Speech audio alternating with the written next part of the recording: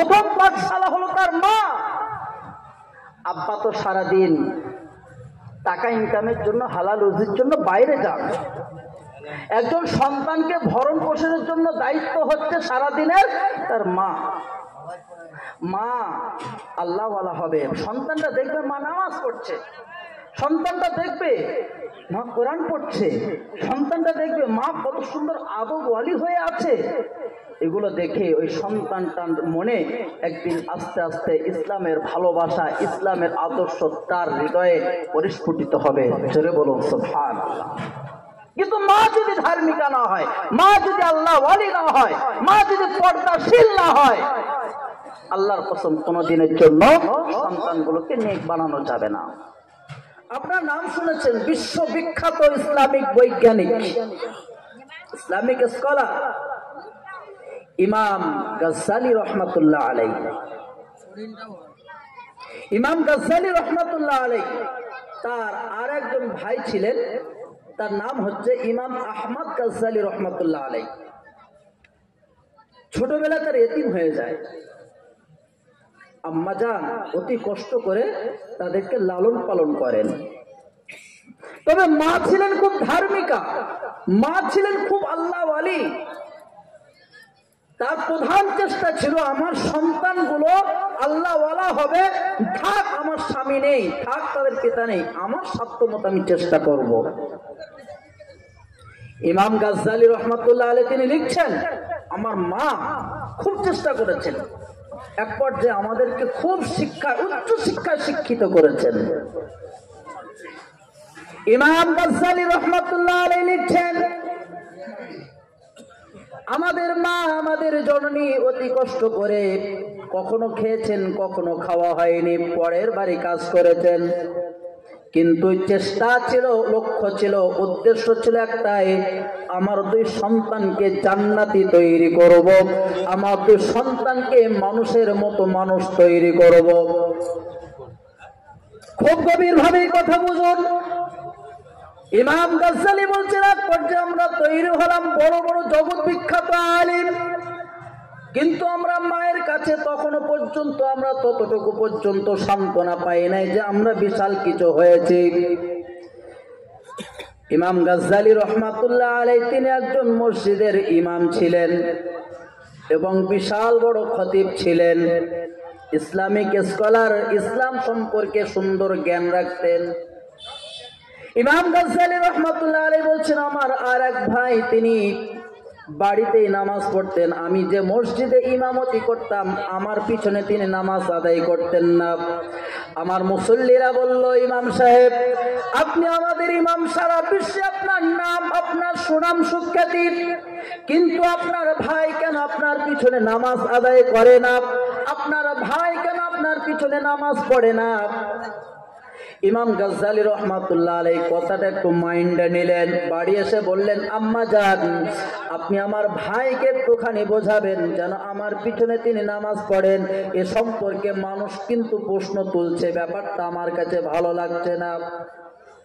আম্মা জান নসিহত করলেন, বাবা যাও তুমি তোমার ভাইয়ের পিছনে নামাজ আদায় করো।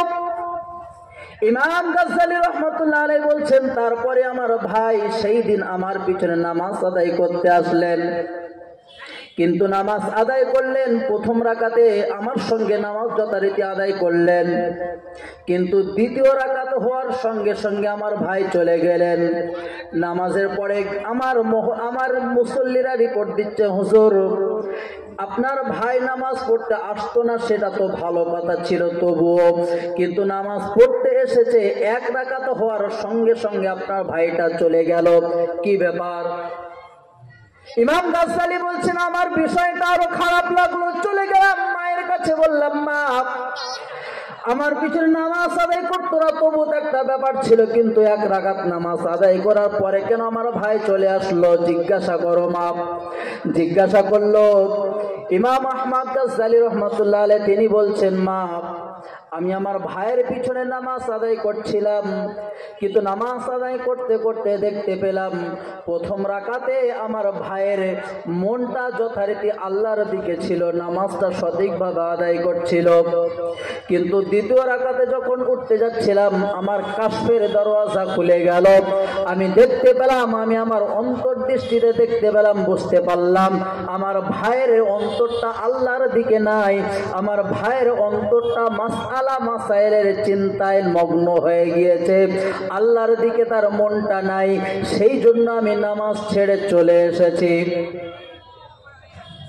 মা আফসোস করতে লাগলেন, মা কাঁদতে লাগলেন, বাবা তোমাদের দুই সন্তানকে আমি মানুষ করতে চাইলাম, কিন্তু তোমরা দুটো সন্তানই আমার উপযুক্ত হলে না, আমার সন্তানের মতো সন্তান তোমরা তৈরি হলে না।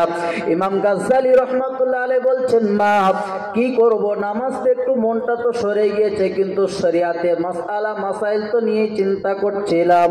অপর ভাই বলল, মা আমি কি করলাম, আমার তো কাশফের দরওয়াজা খুলে গিয়েছে, আমি জানতে পারলাম আমার ভাইয়ের মনটা নামাজের দিকে নাই। মা বললেন, বাবা ইমাম গাজ্জালী শুনে রাখো, তুমি মানুষের মতো মানুষ যদি হতে ততক্ষণ আমি বলতাম তোমার মনটা নামাজ থেকে আল্লাহর থেকে কেন মাসআলা মাসাইলের দিকে চলে গেল। শরিয়াতের দুনিয়াবি অন্য কোনো কাজ থাক, মাসআলা মাসাইলের দিকে তোমার মনটা কেন যাবে? তুমি নামাজ আদায় করছো, নামাজের শুরু থেকে শেষ পর্যন্ত তোমার মনটা থাকবে আল্লাহর দিকে, কেন তোমার মনটা মাসআলা মাসাইলের দিকে যাবে? আর ও আমার সন্তান, ছোট সন্তান, তুমি শোনো, ইমাম আহমদ গাজ্জালী তুমি শোনো, তোমার অন্তরটা কেন ইমাম সাহেবের দিকে যাবে, তোমার ভাইয়ের দিকে কেন যাবে? তোমার ভাই আল্লাহর দিকে মন আছে না অন্য দিকে মন আছে, তাতে তোমার কি? তোমার তো মনটা রাখা ছিল, দরকার ছিল আল্লাহর দিকে, তোমার মনটা কেন ইমাম সাহেবের দিকে গেল? কোন দুই ভাই তোমাদের কোনো ভালো কাজ আমার হয়েছে বলে মনে হয়নি।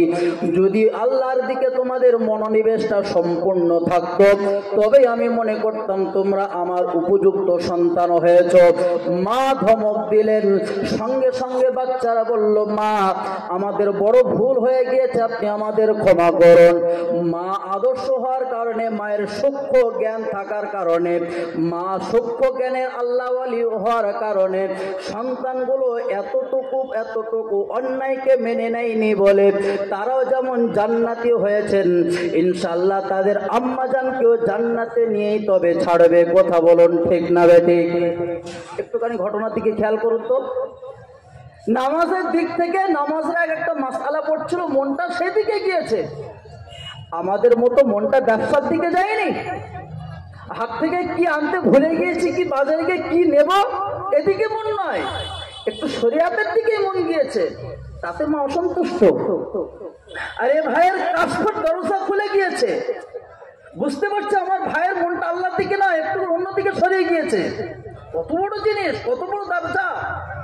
তারপরে বলছেন, কাজের নাও, তোমরা কাজের নাও, অথচ কাশফের দরজা খুলেছে।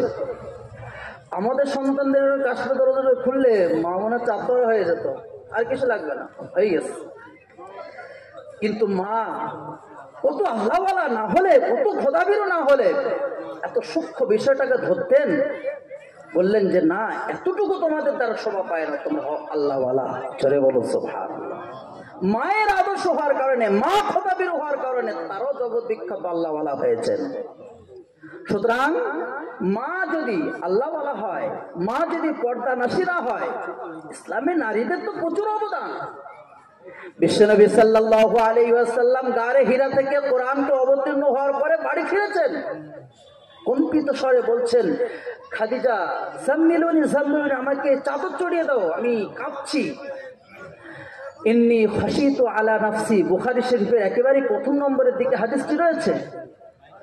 ইন্নী খাশিতু আলা নাফসি, আমি আমার প্রাণের আশঙ্কা করছি। আম্মাজান খাদিজা রাদিয়াল্লাহু তাআলা আনহা বলেছিলেন, না কাল্লা ওয়াল্লাহি মা ইখজিক আল্লাহু আবাদান, ইন্নাকা লাতাসিলুর রাহিম ওয়া তাহমিলুল কাল ওয়া তাকসিবুল মা'দুম ওয়া তাকরাইজ যায়ীফ ওয়া তুঈনু আলা নওয়াইবিল হক। সুবহানাল্লাহ। আম্মাজান খাদিজা সেদিন পাশে দাঁড়িয়ে বিশ্বনবীকে সান্ত্বনা দিয়ে বলেছিলেন, নির্ভয় দেখিয়ে বলেছিলেন, ইয়া রাসূলুল্লাহ, আপনি ভয় পাবেন না, আপনি ভয় পাবেন না, আল্লাহ আপনাকে অসন্তুষ্ট করবে না। আপনি তো অভাবীদের সহযোগী, বিপদদেরকে পাশে দাঁড়ান, অন্যের পেরেশানকে মাথায় তুলে নেন, আপনি তো মানুষের উপকারী বন্ধু। স্রষ্টা আপনাকে অসন্তুষ্ট করবে না, স্রষ্টা আপনাকে বিপদগামী করবে না। সুবহানাল্লাহ।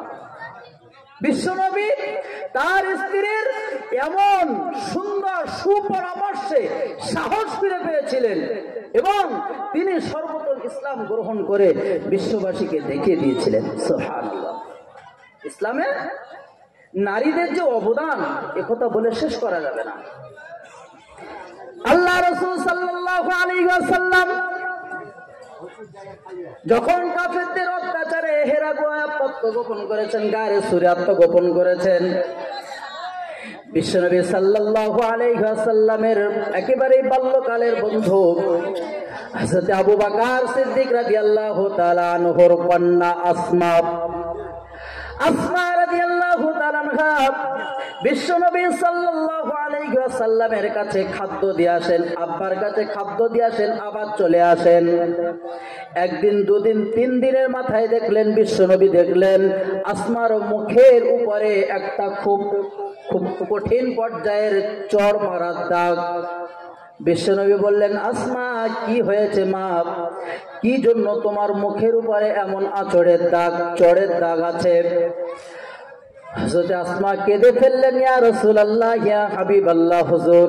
তিনি বলতে চান না, শেষ পর্যায়ে বললেন, ইয়া রাসূলুল্লাহ, আপনাকে খাদ্য দিয়ে চলে আসার পরে আমি আবু জেহেলের সামনে পড়লাম। আবু জেহেল বলল, আসমা বল, তোর আব্বা কোথায়? তোর নবী কোথায়? তোর আব্বা কোথায়? যদি না বলিস তাহলে কঠিন শাস্তিতে তোকে নিমজ্জিত করব, আর যদি তুই বলে দিস তোর আব্বা কোথায় আত্মগোপন করে আছে, তোকে ছেড়ে দেব। ইয়া রাসূলুল্লাহ, ইয়া হাবিবাল্লাহ, হুজুর, আমি জানি যদি আপনি এখানে আত্মগোপন করে আছেন, যদি আমি আবু জেহেলকে বলি তা লোক লস্করদেরকে নিয়ে আপনার উপরে প্রহার করতে পারে, আপনাকে কষ্ট দিতে পারে। আমি যদি না বলি সে আমার উপরে প্রহার করবে, আমাকে কঠিন শাস্তি দেবে, এটা আমিও জানি। কিন্তু ইয়া রাসূলুল্লাহ, আমি আসমা, আমার ছোট্ট জীবন চলে যায় যাক, আমার কারণে আপনার কোনো ক্ষতি হোক, আপনার কোনো কষ্ট হোক, আমি আসমা এটা মেনে নিতে পারি না। আমি ডাঁটছে বলে দিলাম, আবু জেহেল, কোনদিনের জন্য আমি বলবো না আমার আব্বাজান এবং আমার নবী কোথায় লুকিয়ে আছে। বলুন সুবহানাল্লাহ। ইয়া রাসূলুল্লাহ, যখন আমি বললাম না, সঙ্গে সঙ্গে আবু জেহেল আমার চুলের মুঠি ধরে এমন জোরে একটা চড় মারল এবং আমাকে পাথরের উপরে ফেলে দিল। আমি আসমা চোখের পানি ব্যথায় আর ধরে রাখতে পারলাম না, আমার পাথরের উপরে পড়ে আমার মুখে দাগ হয়ে গিয়েছে। শুধু তাই নয়, তার বিশাল ভয়ঙ্কর হাত দিয়ে আমার মুখের উপরে চড় মারতে শুরু করলো। বলল, না বললে তোকে ছাড়বো না। আমি বললাম, আবু জেহেল শোনো, তুমি যদি মারতে মারতে আমার মতো আসমার 100টা জীবন চলে যায়, কোশ্চেন কালে বলবো না আমার আব্বাজান এবং আমার নবী মুহাম্মদ সাল্লাল্লাহু আলাইহি ওয়াসাল্লাম কোথায় লুকিয়ে আছে। বলুন সুবহানাল্লাহ। ইয়া রাসূলুল্লাহ, যখন বুঝতে পারলো যে আমি বলবো না, শেষ পর্যায়ে আমাকে ফেলে দিয়ে চলে গেল। সেজন্য আমার মুখের উপরে এমন রক্তের চিহ্ন, রক্তের চিহ্নের দাগ আমার মুখের উপরে বসে গিয়েছে। ইসলামের জন্য কত কষ্ট, কত ত্যাগ স্বীকার করেছেন। সুতরাং নারীদের অবদান ইসলামে প্রচুর। সেই নারী যদি ভালো হয়, নারী যদি আল্লাহওয়ালা হয়, মা যদি আল্লাহওয়ালা হয়, ইনশাআল্লাহ আমাদের সমাজ গঠন হবে। বাবাজি ও ভাইদের কাছে একটুখানি আবেদন করব, সামনে জায়গাগুলো একটুখানি পূরণ করুন। একটুখানি ছোট ভাইয়ের মতো বা ছোট সন্তানের মতো আবেদন করছি, একটুখানি আবেদনকে সম্মান জানিয়ে একটুখানি সামনের জায়গাটা পূরণ করুন। পিছনে অনেক বাবাজি ও ভাইরা বসার জায়গা পাচ্ছেন না, যারা দাঁড়িয়ে আছেন এখানে বসুন, গোনা হবে না। এখানে বসুন, ইনশাআল্লাহ সওয়াব হবে, গোনা হবে না। একটুখানি সামনে জায়গাকে পূরণ করুন। দর্শে পড়ুন, আল্লাহুম্মা সাল্লি আলা। একটুখানি সামনে সরে আসুন। সরে আসুন।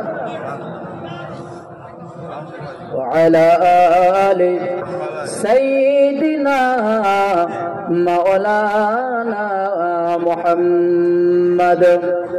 বাবাজি ও ভাইরা, তাহলে সমাজ কল্যাণে, সমাজ উন্নয়নে, সমাজ সভ্যতায় এগিয়ে আসতে হবে কাদের? প্রথম নম্বরে মায়েদের, দ্বিতীয় নম্বর পিতাদের। যদি পিতা মাতা যদি সুন্দর হয়, আদবওয়ালা হয়, আল্লাহওয়ালা হয়, আমাদের সন্তানগুলো আল্লাহওয়ালা হবে আশা করা যায়। একটু দোষী পড়ুন, আল্লাহুম্মা সাল্লি আলা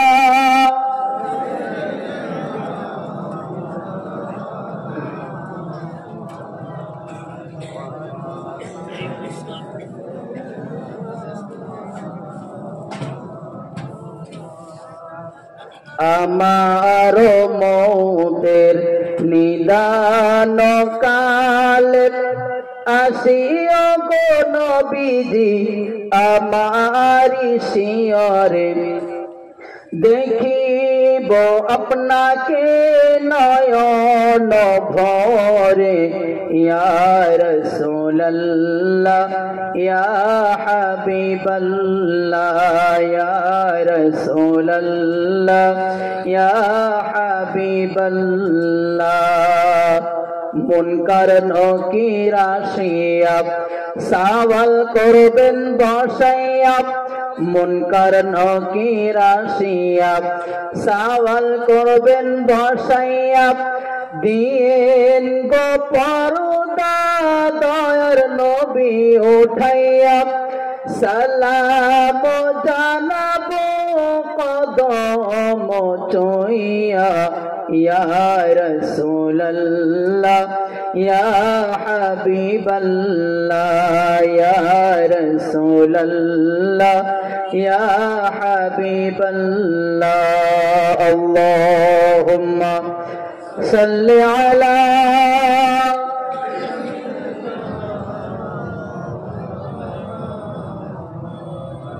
ওয়া আলা আলি